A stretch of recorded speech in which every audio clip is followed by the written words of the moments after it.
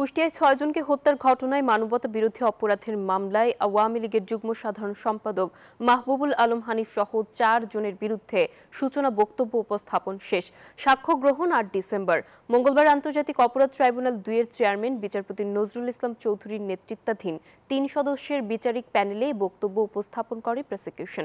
এর আগে ২রা নভেম্বর হানিফ সহ ৪ জনের বিরুদ্ধে আনুষ্ঠানিক অভিযোগ গঠন করে বিচার শুরুর আদেশ দেন ট্রাইব্যুনাল ২। হানিফ ছাড়া বাকি ৩ আসামি হলেন কুষ্টিয়া জেলা আওয়ামী লীগ সভাপতি সদরউদ্দিন খান, জেলা সাধারণ সম্পাদক আজকর আলী ও শহর আওয়ামী লীগের সাধারণ সম্পাদক আতাউর রহমান আতা। এ বিষয়ে বিস্তারিত জানাতে আমাদের সাথে যুক্ত হচ্ছেন সহকর্মী মাহমুদ হাসান। হাসান, কুষ্টিয়ায় ৬ হত্যা মামলার সাক্ষ্য গ্রহণের বিষয়ে আর কি তথ্য আছে আপনার কাছে? নাফিসা, কুষ্টিয়ায় যে ৬ জনকে হত্যা এবং মানবতা বিরোধী অপরাধের মামলায় আওয়ামী লীগের যুগ্ম সাধারণ সম্পাদক মাহবুবুল আলম হানিফ সহ বাকি ৩ জন অর্থাৎ মোট ৪ জন আসামির বিরুদ্ধে সূচনা বক্তব্য শেষ হয়েছে আজকে, এবং তারপরই কিন্তু আগামী ৮ ডিসেম্বর সাক্ষ্য গ্রহণের দিন নির্ধারণ করেছেন আন্তর্জাতিক অপরাধ ট্রাইব্যুনাল ২।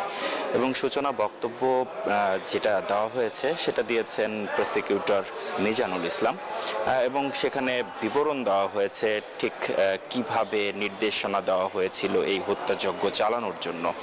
একই সাথে বিভিন্ন রকম ফোন আলাপ এবং উচ্চপদস্থ যারা ছিলেন নেতাকর্মী তাদের সাথে যুক্তি এবং বিভিন্ন রকম মতামত, এই বিষয়গুলো কিন্তু প্রমাণ পেয়েছে আন্তর্জাতিক অপরাধ ট্রাইব্যুনাল, এবং তার প্রেক্ষিতে সূচনা বক্তব্যে সেগুলো তুলে ধরা হয়েছে।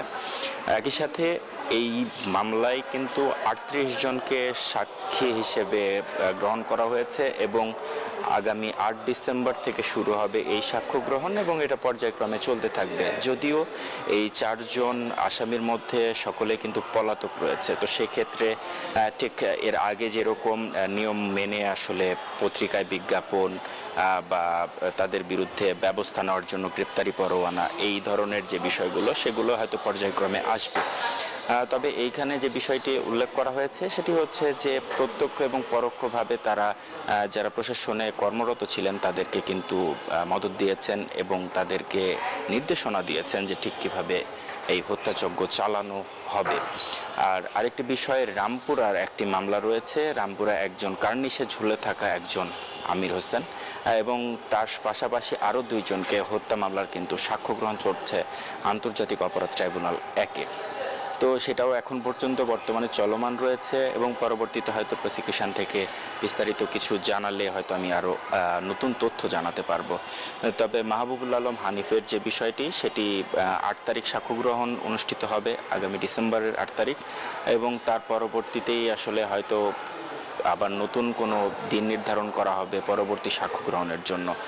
ঠিক এখন পর্যন্ত কিছুক্ষণ আগে প্রসিকিউটর মিজানুল ইসলাম তিনি কিন্তু ব্রিফ করেছেন এবং আমাদেরকে জানিয়েছেন যে ঠিক কিভাবে মদত দেওয়া হয়েছে এবং কিভাবে প্রত্যক্ষ এবং পরোক্ষভাবে নির্দেশনা দেওয়া হয়েছে প্রশাসনের ঊর্ধ্বতন কর্মকর্তাদেরকে এই হত্যাকাণ্ড নিশ্চিত করার জন্য। একই সাথে জুলাই আগস্টে যে নির্মমতা সে বিষয়টি কিন্তু তিনি তুলে ধরেছেন, এবং ন্যায় বিচার প্রতিষ্ঠায় প্রসিকিউটর কাজ করবে এই বিষয়টাও কিন্তু তুলে ধরা হয়েছে।